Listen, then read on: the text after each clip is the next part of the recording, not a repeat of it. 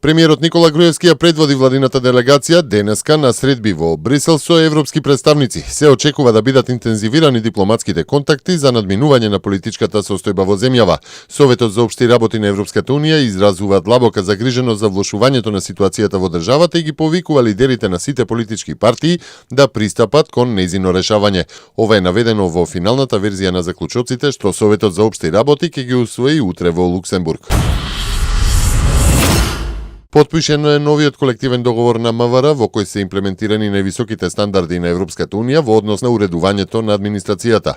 Министерката за внатрешни работи Гордана Јанкуловска и председателот на полицискиот синдикат Тихомир Најдовски оценија дека со него се подобруваат условите за работа и се зголемува сигурност и одговорноста на работното место.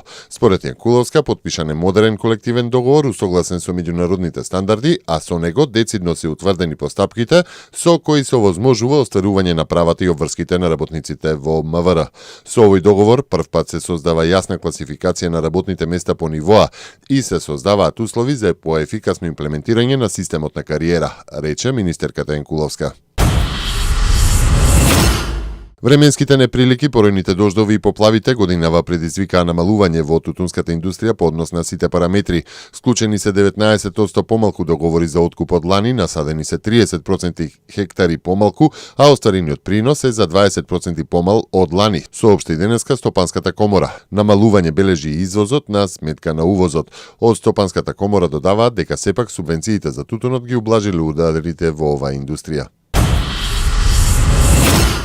Цената на бензините и на дизел горивата од полнок се зголемуваат за 1,5 денар за литар. Новата цена на Евросупер 95 ке изнесува 69 денари за литар, Евросупер 98 ке се продава за 71 денар, Евродизелот за 54,5 денари, а екстра лесното масло за домаќинство ке чини 43,5 денари за литар.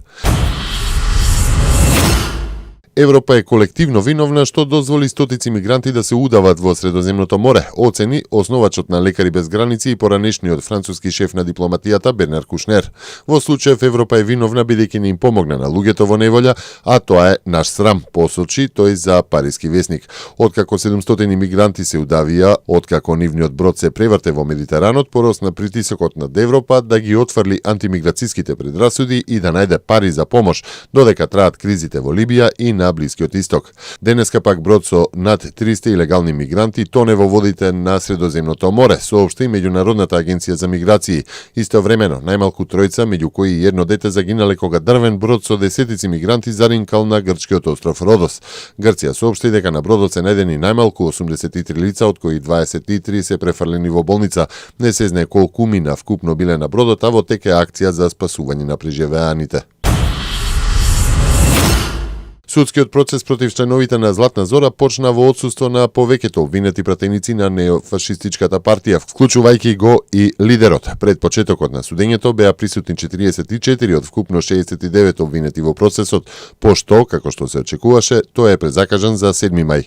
Во судот пристигнале адвокатите на двете страни, сведоци, како и родителите на 34 годишниот убиен музичар Павлос Фисас, како и новинарот Димитрис Псарас, кој обезбеди важни информации за истрагата во врска со случајот.